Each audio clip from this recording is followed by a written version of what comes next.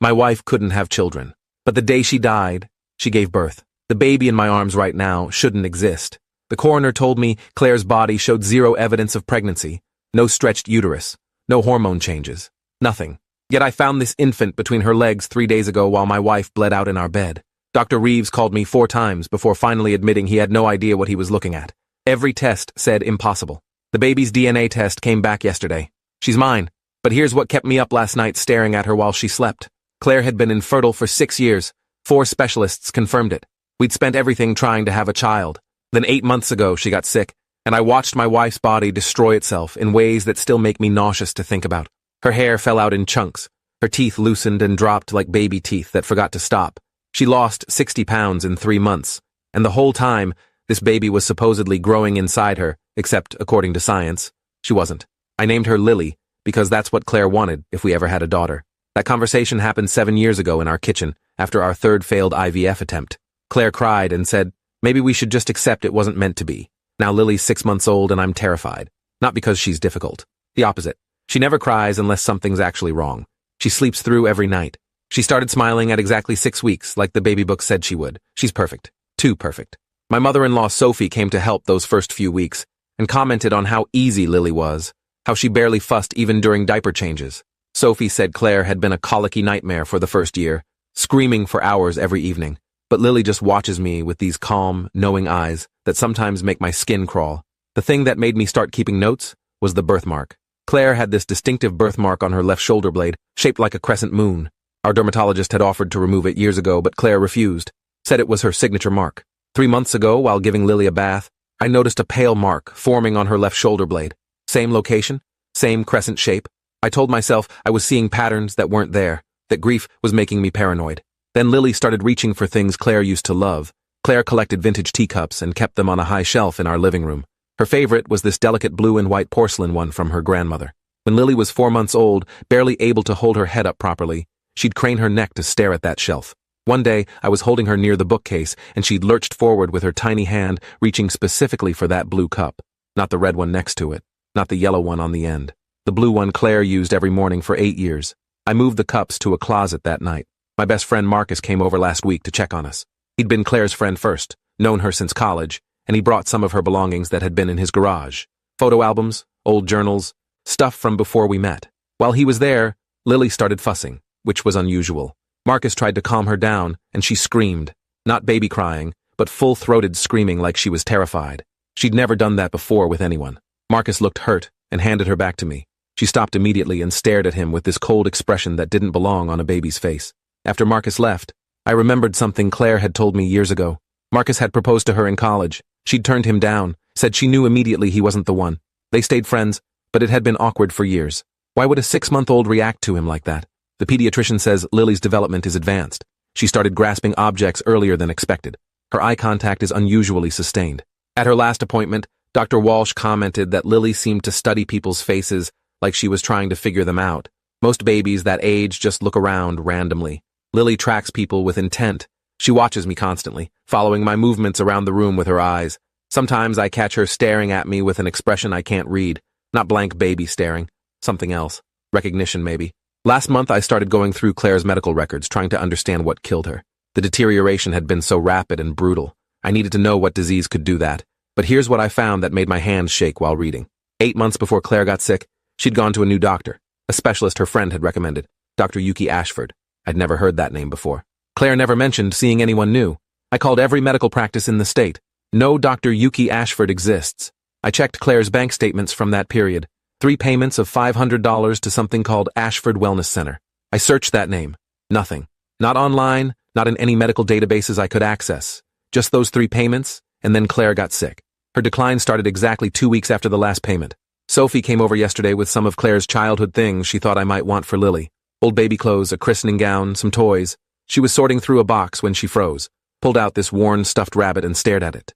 She said Claire had been obsessed with this rabbit as a toddler, carried it everywhere, had a complete meltdown if they couldn't find it. Sophie tucked it in Lily's crib as a keepsake. That night, I heard sounds from the nursery on the baby monitor. Not crying, cooing and gurgling, happy sounds. I pulled up the video feed on my phone. Lily was awake, holding that rabbit, pressing its worn ear against her cheek exactly how a child would comfort themselves with a beloved toy. She was 6 months old. Babies that age don't have the motor control for that kind of deliberate, meaningful action. They grab and mouth things randomly. This was intentional, practiced, like she'd done it thousands of times before. I went into her room, and she looked at me without surprise, still clutching that rabbit. I tried to take it away, and she gripped it tighter, her little fingers surprisingly strong. When I finally got it loose, she didn't cry. She just stared at me with what I can only describe as disappointment, the same look Claire used to give me when I did something that let her down. I stopped sleeping, started watching Lily on the monitor for hours. She wakes up most nights around 2 a.m., the exact time Claire used to wake up with insomnia. She doesn't cry or fuss, just lies there awake, staring at the ceiling like she's thinking about something. Sometimes her lips move like she's trying to form words. She's 6 months old. She shouldn't be trying to communicate beyond basic sounds. I recorded it one night, played it back with the volume turned up high. It sounded like she was trying to say my name, not Dada, my actual name, the name Claire called me. I called Dr. Reeves again last week and demanded to see the full autopsy report. He was reluctant, but finally agreed. I sat in his office reading details that made me sick. Claire's organs had been shutting down for months. Her liver was failing. Her kidneys were barely functioning. Her heart showed signs of severe stress. But here's what stood out. Her bone marrow looked wrong. The report said it appeared depleted, like it had been working overtime producing something, but the tests couldn't determine what. Dr. Reeves said he'd never seen anything like it, like her body was being consumed from the inside to create something else, something that required massive amounts of biological resources. The baby. Her body had been building the baby despite being medically incapable of pregnancy. Somehow. Marcus stopped returning my calls after that visit. I texted him asking if everything was okay, and he responded 2 days later with a short message. Said he couldn't be around Lily, that something about her disturbed him deeply. He wouldn't elaborate, just said he needed space and hoped I'd understand. I didn't understand. Marcus had been planning to be Lily's godfather. We joked about it while Claire was sick, trying to maintain hope that things would get better. Now he was cutting us off completely. I went through Claire's phone last night while Lily slept. I'd avoided it for months, couldn't bear to see her messages and photos, but I needed to know about Dr. Ashford. I found emails buried in a folder Claire had labeled Project Hope. The earliest one was from 9 months before she died. A friend of hers, Whitney, had recommended this holistic fertility specialist who supposedly had success where conventional medicine failed. Claire had been desperate enough to try anything. The emails to Dr. Ashford started hopeful. Claire explaining our situation, the failed IVF attempts, the diagnosis of permanent infertility. Dr. Ashford's responses were brief but encouraging. Said she specialized in cases like ours, used alternative methods that modern medicine didn't understand yet, required complete privacy, and couldn't share details until Claire committed to the treatment. Claire committed. The emails showed her getting more excited over weeks. Dr. Ashford never explained the actual treatment, just asked increasingly personal questions. Claire's medical history going back to childhood, her parents' health, her grandparents, details about her personality, her fears, her dreams. One email from Claire mentioned feeling uncomfortable with how personal the questions were getting. Dr. Ashford responded that the treatment required understanding the whole person, not just the body, that creating life was sacred work that demanded complete knowledge. The last email from Dr. Ashford was dated exactly 8 months before Claire died. It said the treatment had been successful.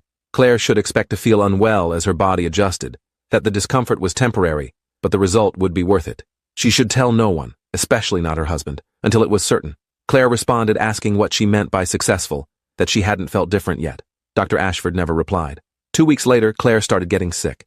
I spent hours searching for Whitney, the friend who'd made the recommendation, found her on social media finally. She'd moved to Oregon. I called her number and a man answered. Said Whitney had passed away 14 months ago. Cancer. It came on suddenly and aggressive. She was dead within 6 months. I asked when she'd gotten sick. He thought for a moment.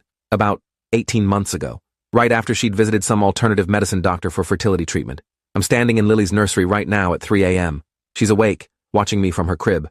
I haven't slept in 2 days. My hands are shaking as I type this on my phone. An hour ago, I was going through more of Claire's things and found a journal she'd hidden in her closet. The entry stopped about a month before she died, when she was too weak to write, but the final entry said something that made my blood freeze. She wrote that she'd made a terrible mistake, that the doctor had lied to her. The treatment wasn't about creating a baby the normal way. It was about transfer. She didn't understand what that meant until it was too late. Her body was breaking down to build something new, not a baby conceived in the normal sense, something else. She wrote that she could feel herself disappearing, like her consciousness was being pulled apart and reformed. She was terrified, but also curious. Would she remember? Would any part of her survive in what came next? The handwriting in that final entry was shaky and hard to read. The last line said, if this worked, she was sorry. She hoped I could forgive her for what she was about to put me through. Lily is staring at me right now with eyes that seem too knowing for a 6-month-old. She started making new sounds this week. Still not words, but closer. Yesterday she made a sound that was almost hey, the same way Claire used to get my attention when I was distracted. I picked her up, and she grabbed my face with both tiny hands, studying me intently. Her eyes are brown like Claire's were. The birthmark on her shoulder is fully formed now, identical to Claire's in every way. I took her to a different pediatrician last week, didn't tell Dr. Walsh. Asked about advanced development and unusual behaviors. The new doctor, Dr. Patel, examined Lily carefully. She said everything seemed normal physically, but agreed Lily's awareness was unusual. She suggested it might just be personality. Some babies are more alert than others. But then she asked me something strange. She wanted to know if there was any family history of reincarnation beliefs. I must have looked confused because she explained that in her culture, they believed souls sometimes returned quickly, especially if they left suddenly. Sometimes they came back through the same family. She'd seen cases where young children remembered details from past lives. Usually it faded by age 5 or 6 as new memories overwrote the old ones. I told her that sounded impossible. She smiled sadly and said most things were impossible until they happened. I'm watching old videos of Claire on my laptop right now. Lily's asleep in my arms. I'm comparing mannerisms, trying to convince myself I'm wrong about this, but Claire had this specific way of scrunching her nose when she was thinking. I've watched it in dozens of videos. Lily did it yesterday while looking at a children's book. Same exact expression. Claire used to tap her fingers in a specific rhythm when she was bored or waiting. 3 quick taps, pause, 2 more taps. It was unconscious, something she didn't even know she did. Last week at a restaurant waiting for food, I looked down at Lily in her high chair. Her tiny fingers were tapping the tray. 3 quick taps, pause, 2 more. Marcus called back finally. Said he needed to tell me something but was afraid I'd think he was crazy. I told him nothing could sound crazy to me right now.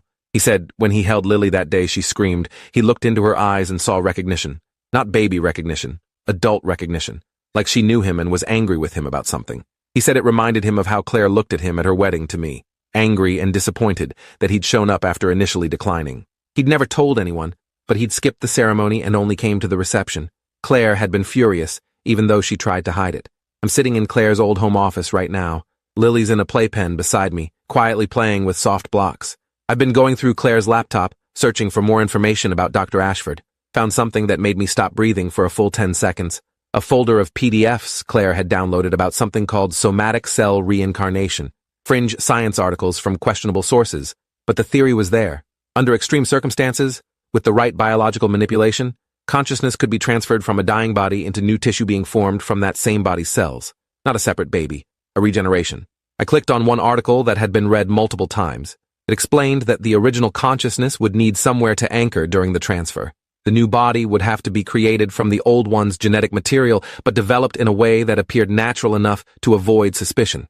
The process would destroy the original body completely as all its resources went into building the new one. The article was written by someone with no verifiable credentials. It read like science fiction. But Claire had highlighted entire paragraphs. One section discussed how the transferred consciousness would retain most memories, but experience them through a developing brain. There would be months or years where the person couldn't articulate what they knew. They'd be trapped in an infant body with an adult mind. The frustration would be intense. Lily just looked at me, not baby-looking. Deliberate eye contact. She dropped the block she was holding and reached toward my face. I leaned down, and she touched my cheek with her small hand. So gentle, the way Claire used to. I pulled back and she made a sound. Not crying. Frustrated, like she was trying to tell me something but couldn't form the words. I searched for any record of other women Claire's friend Whitney might have recommended Dr. Ashford to. Found 3 mentions in online fertility forums from years ago.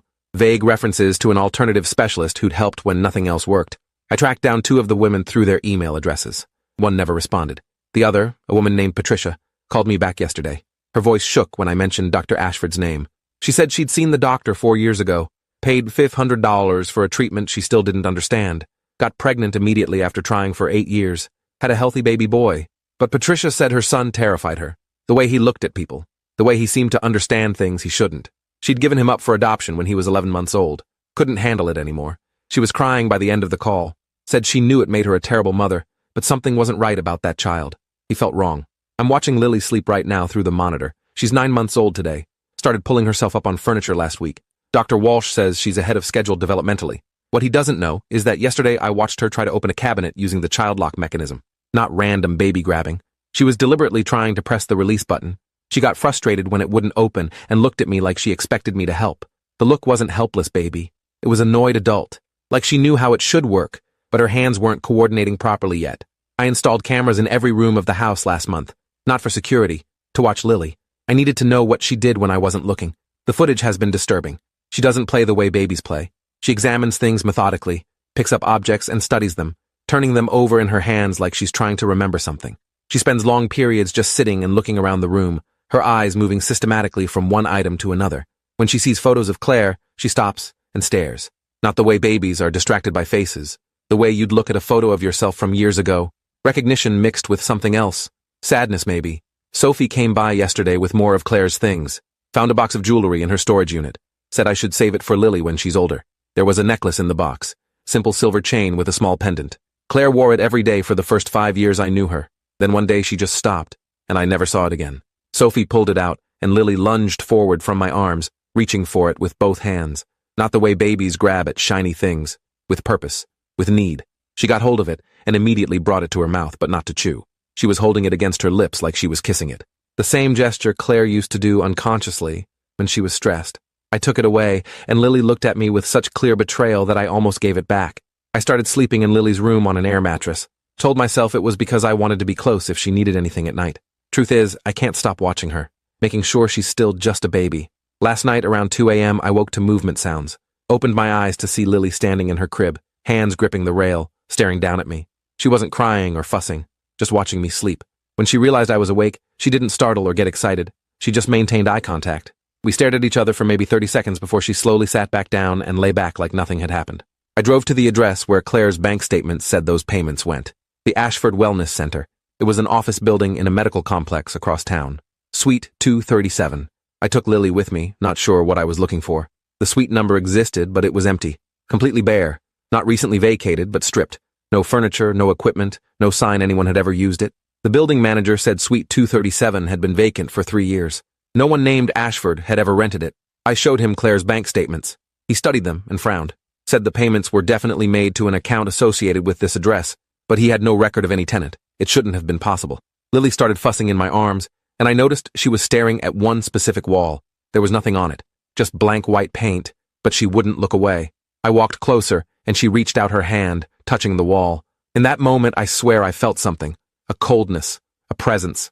Lily made a sound I'd never heard before. Not a cry or a babble. Something that sounded almost like a sigh. Content, like she'd found what she was looking for. I left immediately and didn't look back. That night, I couldn't stop thinking about it. The empty office. Lily's reaction. The impossible payments. I called Dr. Reeves again and asked if there was any way to test for something in Lily's DNA that shouldn't be there. Something that would show she wasn't naturally conceived. He was quiet for a long time before saying tests like that existed but weren't standard. He'd need a good reason to run them. I told him I suspected some kind of genetic manipulation. He asked if Lily showed any health problems or abnormalities. I said no, she was perfectly healthy. Too healthy, maybe. He said there was nothing to test for then. Genetic manipulation that's successful would be indistinguishable from natural variation. Whatever had been done, if anything had been done, it was beyond our ability to detect. Marcus sent me a text today. Just one line. Have you noticed her eyes? I knew what he meant. Lily's eyes had been dark brown since birth, like Claire's, but over the past few weeks, the brown has been developing these small flecks of green in the iris. Not typical color change that sometimes happens with babies. These were specific spots, scattered in a pattern. I pulled up old photos of Claire from 2 years before she died. The similarity made my stomach turn. Claire's eyes had developed these same green flecks about 6 months before she got sick. Our eye doctor at the time said it was just normal aging changes, but now I'm looking at them again, and they're not random. They're in almost identical positions in Lily's eyes. I found something today that made me lock myself in the bathroom and cry for 20 minutes. I was going through more of Claire's hidden journals and found a letter she'd written but never sent. It was addressed to me, dated 3 days before she died, when she could barely hold a pen. The handwriting was shaky but legible. She wrote that she was sorry for lying to me, sorry for seeking treatment without telling me, but she'd been so desperate to give us a child that when Dr. Ashford explained there was a way, she didn't ask enough questions. She didn't understand what the treatment actually meant until her body started breaking down. By then, it was too late to stop. The doctor had told her the transfer process was irreversible once initiated. Claire wrote that part of her was curious whether it would work, whether consciousness could actually survive the death of one body and continue in another. She said if it did work, if she woke up in a new body, she'd try to show me signs. Small things I'd recognize. She'd try to come back to me in the only way she could. The letter ended with 3 words. Watch for me. I'm standing in Lily's room right now. She's 10 months old, started taking her first steps yesterday. She walked across the room with barely any wobbling, like she already knew how, like muscle memory was carrying her. When she reached me, she looked up and smiled. It was Claire's smile, the exact expression Claire made when she was proud of herself for accomplishing something. Same tilt of the head, same little crinkle around the eyes. I picked her up, and she wrapped her arms around my neck, pressing her face against my shoulder. The exact way Claire used to hug me when she needed comfort. I'm not sure what I'm supposed to do with this information, this suspicion, this growing certainty. If I'm right, if Claire somehow transferred her consciousness into this baby during her death, what does that mean? Is Lily my daughter or my wife? Both? Neither? She has Claire's DNA. She's made from Claire's body. But she's also a separate person developing her own personality. Except the personality is becoming more like Claire's every day. I started keeping a list of similarities. The list is now 3 pages long. The way she sleeps on her left side with one hand under the pillow. Claire's position. The way she gets frustrated and makes this specific huffing sound. Same sound Claire made. The way she organizes her toys in a row before playing. Claire organized everything in rows. Dr. Walsh called me in for a meeting yesterday. Said he had concerns about Lily's development. Not medical concerns, but behavioral ones. He'd noticed during her last checkup that Lily seemed too aware, too focused. She made eye contact that was unusual for her age and seemed to respond to conversations she shouldn't understand. He asked if I'd noticed anything strange at home. I lied. Said she seemed like a normal baby to me. He didn't look convinced but couldn't point to anything specifically wrong. Said to keep monitoring her and bring her back if anything concerning developed. The thing is, nothing concerning is developing. Lily isn't sick. She's not in pain. She's not dangerous. She's just becoming more herself. More like Claire. Last week she started making a specific sound when she wanted my attention. Not mama or dada. Something that sounded close to, hey babe. That's what Claire called me. Always. For 8 years, I was babe to her. Now Lily makes that sound and I turn automatically, responding the way I used to respond to Claire. She knows it works. She uses it deliberately. I tested it. Ignored her one time when she made the sound. She got louder, more insistent, finally adding what sounded like my actual name. Not the baby version. Close enough to the real thing that I couldn't deny what I was hearing. I'm watching old videos of Claire teaching herself guitar 3 years ago. She was terrible at it, all thumbs, but determined. Used to practice every evening for months before giving up. Lily's sitting next to me on the couch. The video shows Claire struggling with a chord change, getting frustrated, making that huffing sound. Lily made the same sound. I looked at her, and she was staring at the screen with intense focus. Not the way babies watch TV, the way someone watches a video of themselves and remembers. She reached toward the screen when Claire's face appeared, touched the laptop screen gently, then looked at me and back at the screen, comparing. I think she's trying to tell me she understands, that she knows what this looks like, that she remembers being that person in the video. Sophie called today asking if she could take Lily for the weekend. Said she missed having a baby in the house and wanted grandmother time. I made an excuse. Said Lily had a cold. Truth is, I can't let her go. Not because I'm afraid something will happen, because I'm afraid of what Lily might do or say. What if her developing verbal skills start forming words Sophie recognizes as Claire's? What if she shows knowledge of things only Claire would know? I can't risk it. I need more time to understand this before anyone else figures it out. I found more information about somatic cell reincarnation buried in fringe science forums. One thread from 8 years ago discussed a researcher who'd been experimenting with consciousness transfer using stem cells. The researcher's name was Ashford, Dr. Y. Ashford. The thread said the research had been shut down after ethical violations. Human experimentation without consent. The researcher disappeared after the investigation. Went underground. Some posts speculated Ashford continued the work privately, seeking desperate subjects who'd pay anything and wouldn't report complications. The description matched everything. Claire had been desperate. Dr. Ashford had found her somehow. Offered a solution that seemed impossible but worked. The transfer had succeeded. Claire's consciousness had moved into the new body being built from her dying cells. But here's what the forum thread mentioned that made my hands shake. The transferred consciousness would be confused initially, trapped in a developing brain that couldn't process adult thoughts. The first year would be disorienting, but as the brain matured, more memories would surface. By age 2 or 3, the person would start remembering their previous life clearly. By age 5, they'd be fully aware of who they used to be. The thread warned that children created this way often had severe psychological problems. They'd remember being adults, remember relationships, responsibilities, entire lives, but be trapped in child bodies, unable to articulate what they knew. Lily's 11 months old now. She said her first word yesterday. It wasn't mama or dada. It was a clear, distinct babe. She was looking right at me when she said it. I pretended not to hear, acted like it was just random babbling, but she said it again, louder, more insistent. When I finally made eye contact with her, she smiled. That same satisfied smile Claire got when she won an argument. like she'd proved her point. I'm terrified of what happens next. Every day she gets more coordinated, more verbal, more clearly herself, or more clearly Claire. The line between them is dissolving. I started researching child development specialists who might help. But how do I explain this? My daughter is actually my dead wife's consciousness in a new body? They'd think I was insane. Maybe I am insane. Maybe grief has broken my brain and I'm seeing patterns that aren't there, projecting my dead wife onto my innocent daughter. Except the evidence keeps mounting. The birthmark, the mannerisms, the recognition, the knowledge she shouldn't have. I bought a voice recorder yesterday. Started documenting everything. Lily's words, her behaviors, her reactions, building a record of what's happening. Maybe someday I'll need to show someone. Or maybe I'm just creating evidence of my own breakdown. She's standing in her crib right now watching me type this. It's 4 a.m. She woke up and didn't cry. Just stood there waiting for me to notice. When I looked over, she was staring at me with an expression I can't describe. Patient. Understanding. Like she knows I'm struggling with this. Like she's waiting for me to accept what's happened. I asked her a question. Just whispered it. Claire? She didn't respond with words, but her face changed. Something shifted in her expression. Recognition? Confirmation. She reached through the crib bars toward me. Not the way babies reach for comfort. The way you'd reach for someone you love and miss desperately. I stood up and walked to her crib. Looked down at this 11-month-old baby with my dead wife's eyes. She touched my face with her small hand. Traced my cheekbone. The same gesture Claire used to do when she wanted to comfort me. I picked her up, and she buried her face in my neck. Made a sound that was almost like relief. Like she'd been waiting months for me to understand. For me to see her. We're sitting in the rocking chair now. She's almost asleep in my arms. Tomorrow she'll wake up, and we'll continue this strange existence. Me raising my wife's consciousness in our daughter's body. Both of them existing in the same space. The same person, but different. I don't know what happens as she gets older. When she can talk more. When she can explain what she remembers. I'm not sure I want to know. But right now, in the dark, holding this impossible child, I whisper the only thing that makes sense. I see you. I know it's you. And I don't know what to do. She shifts in my arms and makes that sound again. Babe. Clear as anything. Then she's asleep. And I'm left holding the most horrifying, beautiful miracle I never asked for. My wife couldn't have children.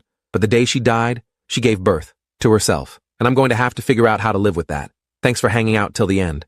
If you want more stories, make sure to subscribe and leave your take below.